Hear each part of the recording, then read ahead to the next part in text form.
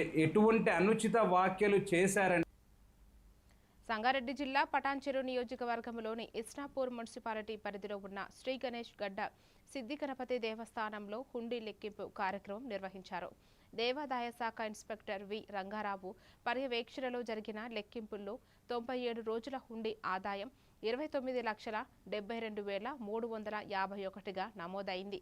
అన్నదాన హుండీ ద్వారా మరో 1,54,838 రూపాయలు ఆదాయం వచ్చినట్లు ఈవో ఎన్ లావణ్య తెలిపారు. కార్యక్రమంలో చైర్మన్ హరిప్రసాద్ రెడ్డి, పాలక మండలి సభ్యులు, అర్చకులు, సిబ్బంది, భక్తులు పాల్గొన్నారు.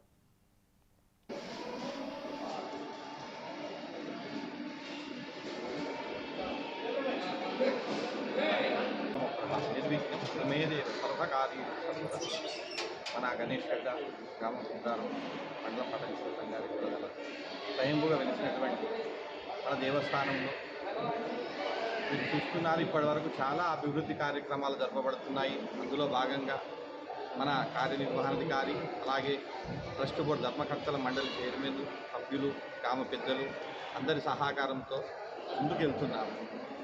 అదేవిధంగా మనకు ప్రతి నెల వచ్చేటటువంటి సంకష్టాల లావణ్య, శ్రీ గణేష్ గడ్డ దేవస్థానం కార్యనిర్వహణాధికారి. ఈరోజు 97 రోజులకు గాను దేవస్థానం నందు హుండీ లెక్కింపు కార్యక్రమం జరిగింది.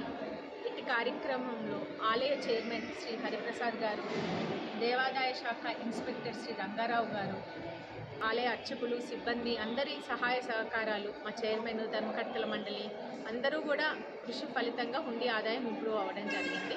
భక్తులందరికీ ధన్యవాదాలు తెలియజేస్తున్నాను. అలాగే వివిధ అభివృద్ధి కార్యక్రమాలు నిర్వహించడం జరుగుతుంది.